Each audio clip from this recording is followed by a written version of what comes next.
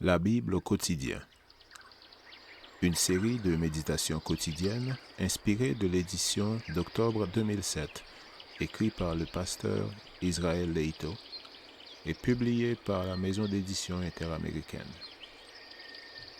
Fais-moi entendre dès le matin ta bienveillance, car je me confie en toi.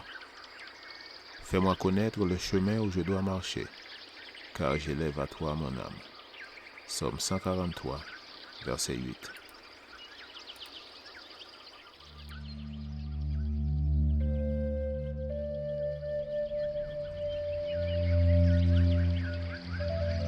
Aujourd'hui, le 10 mars, la méditation a pour titre « Respectons la dignité humaine ». Verset approprié, Deutéronome 25, versets 2 et 3. Si le coupable mérite d'être battu, le juge le fera étendre par terre et frapper en sa présence d'un nombre de coups proportionné à la gravité de sa faute. Il ne lui fera pas donner plus de 40 coups, de peur que, si l'on continuait à le frapper en allant beaucoup au-delà, ton frère ne fût avili à tes yeux. Tout ce qui a trait à Dieu doit être considéré comme sacré. Tout ce qui est sacré doit être abordé avec dignité.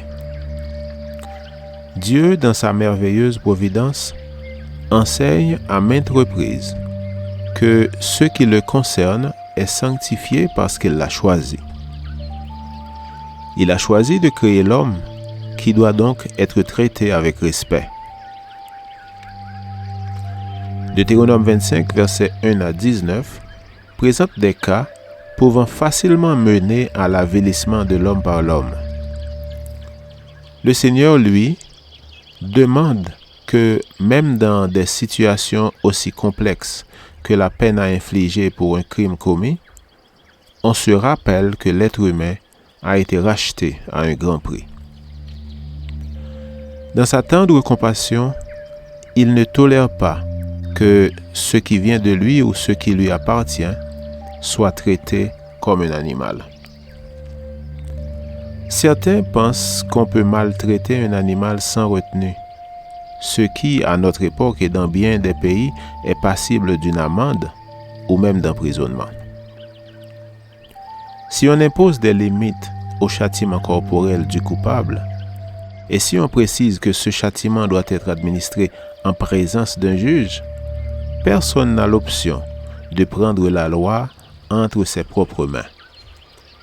De plus, il est établi que ce n'est pas parce que quelqu'un a fait quelque chose de mal que celui qui le punit doit tirer vengeance, c'est-à-dire appliquer la punition aussi sévèrement qu'il l'entend. Aussi implacables que puissent paraître les instructions de Dieu, nous devons les envisager dans le contexte de l'époque où elles furent données. Châtiment digne et limité, car même le coupable a des droits. Il est la propriété de l'Éternel s'il a déjà accepté le salut. Sinon, il peut devenir enfant de Dieu en acceptant le sacrifice de Jésus. Jean 1, verset 12. L'appel au respect de la dignité humaine, même dans le pire des cas, est un grave avertissement pour nous. On ne pratique pas aujourd'hui la flagellation publique, mais on y regarde pas à deux fois quand on assassine le caractère de quelqu'un, avilissant la propriété de l'Éternel par des accusations malveillantes. Lorsque Satan accusait Josué, il est déclaré que tout ce qu'il lui dit fut que le Seigneur le châtierait. Zacharie 3, versets 1 et 2. Les insultes et les accusations ne furent pas accumulées contre lui. Tel est l'exemple que le Seigneur veut nous donner. En toutes circonstances, respectons la dignité humaine. Bien qu'il s'agisse d'un coupable, Dieu limite l'humiliation à laquelle le soumettre.